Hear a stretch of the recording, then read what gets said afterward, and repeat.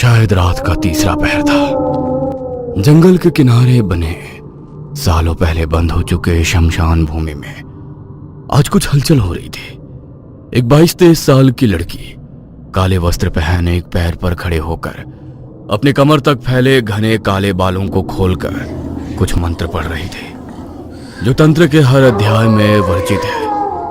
आसपास के घने जंगलों से आती जंगली जानवरों की आवाजें, रात में बढ़ती हाड़ कपाती ठंड और शरीर पर रेंग रहे कीड़े मकोड़े उसकी साधना को तोड़ने में असफल नजर आ रहे थे। आज उसकी साधना का 11वां दिन था। ओम भक्षणे नमः, ओम शत्रु नशाय नमः। आखिरी बार उसके मुंह से निकले उस मंत्र के साथ ही अचानक शमशान भूमि में धूल की जोरदार आंधी चलने लगती है।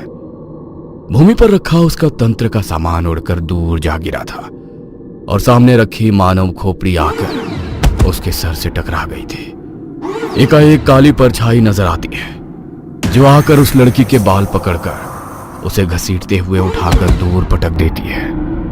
अभी भी समय है, लौट जा। आगे सिर्फ और सिर्फ मृत्यु है। अपनी मौत को मत आमंत्रित कर, लौट जा। मैं लौटने के लिए नहीं आई हूँ। मैंने सोच लिया है, जो भी कर रही हूँ सोच समझ कर रही हूँ। कुछ पाने के लिए कुर्बानी देनी ही होती है और मैं खुद की कुर्बानी के लिए तैयार हूँ। लड़की के मुंह से इतना सुनते ही लड़की के शरीर से खून बहने लगता है। उसके हाथ और पैर देखकर लगता था कोई उन्हें बुरी तरह मरोड़ रहा है। दर्द को सहन करते हुए वो अभी भी मंत्र पढ़ती जा रही थी। कुछ देर बाद उसके सामने एक डरावनी स्त्री प्रकट होती है। जानती है ना तूने क्या किया है? भक्षणी हूं मैं। जिसके नाम से तूने ये तंत्र किया है उसकी मौत अब निश्चित है। तेरे दुश्मन के साथ साथ मृत्यु तेरी भी निश्चित होगी। तुझे स्वीकार है? स्वीकार है। लड़की के इतना कहते ही वो स्त्री धुएं के बवंडर में बदलकर पास में रखी कच्ची मिट्टी के मटकी में समा जाती है और वो हांडी खुद ब खुद हवा में लड़की के साथ साथ चलने लगती है।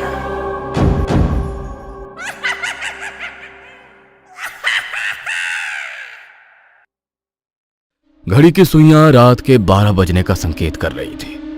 मिट्टी के दियों की मध्यम रोशनी से जगमगाते कमरे में लाल फूलों से सजे बिस्तर पर बैठी पूर्वी की आंखें अब नींद से बंद होने लगी थी। एकाएक पूर्वी की आंख बंद हुई और उसे महसूस हुआ किसी ने उसका मुंह कसकर दबा दिया है। पूर्वी बुरी तरह छटपटा रही थी। तभी घबराकर उसकी नींद खुलती है। कमरे में बिल्कुल सन्नाटा नजर आ रहा था। उसका पति पूरब कमरे में कहीं नजर नहीं आ रहा था। उफ, ये सपना। कितना वक्त हो गया, ये पूरब अभी तक क्यों नहीं आया?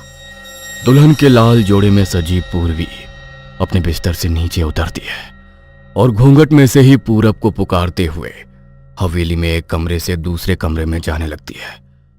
अचानक ही एक कमरे के दरवाजे पर पहुंचकर उसके कदम ठिठकते हैं। कमरे का दरवाजा हल्का सा खुला था और भीतर से कुछ अजीब आवाजें सुनाई पड़ रही थी। कुछ अजीब दुर्गंध भी कमरे के धुएं के साथ बाहर आ रही थी। इससे पहले कि पूर्वी अंदर जाती, उसे अपने कंधे पर एक गर्म हाथ महसूस होता है। डरा दिया तुमने।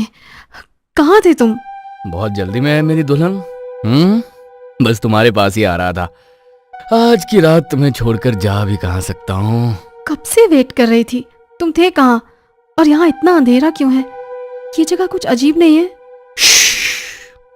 आज की रात कोई सवाल जवाब नहीं, बस तुम और मैं। कल सुबह तक तुम सब जाम जाओगे। पूरब ने एक कमरे में जल रहे दीपक बुझा दिए और पूर्वी को गोद में उठाकर उसके बिस्तर तक ले आया। कुछ देर बाद पूर्वी बिस्तर पर बेफिक्र होकर गहरी नींद में सोई हुई थी, लेकिन पूरब वो अब बिल्कुल बदला हुआ नजर आ रहा था। उसकी आंखों में मानो खून उतर आया था। उसने अपने शरीर पर काले वस्त्र पहन रखे थे, माथे पर काली राख मल रखी थी, आंखों में गहरा काजल और चेहरे पर किसी कसाई जैसी निष्ठुर भाव। उसने पूर्वी को उठाकर जमीन पर लिटाया कुछ देर मंत्रोच्चार किया और फिर अग्निकुंड के पास रखे खंजर से उसका सर धड़ से अलग कर दिया। इसी के साथ पूरब के हंसी की आवाज से वह हवेली गूंज उठी। इस घटना को कई महीने बीत गए थे। पूर्वी का कुछ पता नहीं चल रहा था। शहर में उसकी रूममेट मेघा यूं अचानक पूर्वी के गायब हो जाने से बहुत परेशान थी। पूर्वी अपनी बहन निष्ठा से बहुत क्लोज थी। मुझे पूरा यकीन है निष्ठा को जरूर पता होगा कि पूर्वी कहाँ है और किस हाल में है। आई थिंक मुझे उससे बात करनी चाहिए। पूर्वी के बारे में कुछ पता है क्या? आई मीन वो अचानक से अपना सामान छोड़कर चली गई, उसने बताया भी नहीं। हाँ, वो अभी शायद तुम्हारे साथ नहीं होगी। उसने बताया होगा ना कि शादी करने वाली है। Thank God. मुझे पता नहीं क्यों बहुत अजीब अजीब से ख्याल आ रहे थे। उसका फ़ोन भी नहीं लग रहा है। बात करवा सकती हो क्या? शादी हो गई उसकी? मुझे पूर्वी के बारे में जितना बताना था मैंने बता दिया। आगे से उसे कांटेक्ट करने की कोशिश मत करना, सबके लिए वही अच्छा होगा। निष्ठा के यूं अजीब बर्ताव ने मेघा को उलझन में डाल दिया था। क्या चल रहा है यार? पूर्वी ने भी कभी पूरब से मिलवाया नहीं। मुझे पता भी नहीं वो दिल्ली में कहाँ रहता है। फोन ट्राई करती हूँ। पूरब, मैं मेघा, पूर्वी की रूममेट। पूर्वी से बात हो सकती है क्या? मैं नहीं जानता पूर्वी कहाँ है। उसने मुझे ऐसा धोखा दिया कि मैं आज तक उससे उबर नहीं पाया हूं। हम गांव में जाकर शादी करने वाले थे, लेकिन शादी के दिन वो पहुंची ही नहीं। मैं उसका इंतजार करता रहा और मेरा इंतजार उसके बाद कभी खत्म ही नहीं हुआ। उसका फोन भी नहीं लग रहा था। मुझे पूरा यकीन है उसकी बहन ने ही उसे रोका होगा। वो नहीं चाहती थी हमारी शादी हो। मेरा तो मन अब जीने का ही नहीं करता। मन करता है अपनी जान दे दूं। तो क्या निष्ठा कुछ छुपा रही है? आखिर पूर्वी है कहाँ? कहीं उसके साथ कुछ अनहोनी तो नहीं हुई? मेघा कुछ समझ नहीं पा रही थी कि आखिर ये क्या पहेली है। ऐसा मत कहो। तुम अपनी जान क्यों दोगे? संभालो खुद को। तुम्हें भी लाइफ में आगे बढ़ना चाहिए। शायद उसने शादी कर ली है। मेघा और पूरब के बीच अब अक्सर बातें होने लगी थी। पूरब के टूटे दिल को संभालने के चक्कर में मेघा पूरब के नजदीक आ गई थी। मैं नहीं जानता था पूर्वी के अलावा किसी और लड़की के साथ ऐसे कभी खुलकर मुस्कुरा पाऊंगा। थैंक यू मुझे समझने के लिए। पूरब को कंधा देते देते कब वो उसे पसंद करने लगी थी उसे एहसास ही नहीं हुआ था। समझ ही नहीं आता कैसे कहूं। पता नहीं था कोई पूर्वी से भी ज्यादा खास हो जाएगा मेरे लिए। आई लव यू मेघा, तुम बहुत अच्छी लड़की हो। क्या मेरे साथ शादी करोगी? पूरब, तुम इतने स्वीट हो, तुम्हें कोई भी लड़की मना नहीं कर सकती। पूर्वी की तरह धोखा तो नहीं दोगी ना? बिल्कुल नहीं। सच्चा प्यार सबके नसीब में नहीं होता और शायद हमारा मिलना लिखा होगा। तभी तो आखिरी समय में पूर्वी शादी से भाग गई। अगले महीने की एकादशी को पूरब मेघा को लेकर पहाड़ों में बने बंगले पर ले जाता है। तुम तैयार हो जाओ, मैं शादी की तैयारियां करता हूँ। पंडित जी नहीं आए? यहाँ पंडित शादी नहीं करवाते, समझ जाओगी जल्दी। पूरब ने अग्निकुंड प्रज्वलित कर लिया था। सामने एक बड़ा सा पत्थर रखा हुआ था जिस पर खून जैसा कुछ लगा हुआ था।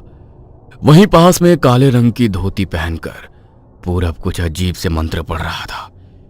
एकाएक उसे आंगन से कुछ गिरने की आवाज सुनाई देती है।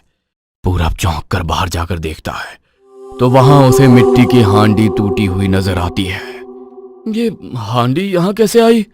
पूरब उस हांडी के नजदीक जा पाता इससे पहले उसे पायल की छम छम सुनाई पड़ती है। लगता है मेघा तैयार हो गई। जैसे ही मेघा का हाथ अपने हाथों में लेकर वो मंत्र पढ़ना शुरू करता है उसे एक जोरदार झटका महसूस होता है। ये कैसा संकेत है? क्या यहाँ कोई शक्ति है जो हम दोनों के बीच आ रही है? मुझे जल्दी ही ये सब खत्म करना होगा। पूरब ने जल्दी जल्दी मंत्र समाप्त किए और फिर मेघा को गले में माला पहनाकर उसे अपनी पत्नी बना लिया। बिस्तर पर मेघा घूंघट लिए बैठी थी। तभी पूरब उसके नजदीक आता है और घूंघट उठा देता है, लेकिन सामने का नजारा देख उसके पांव तले जमीन खिसक जाती है।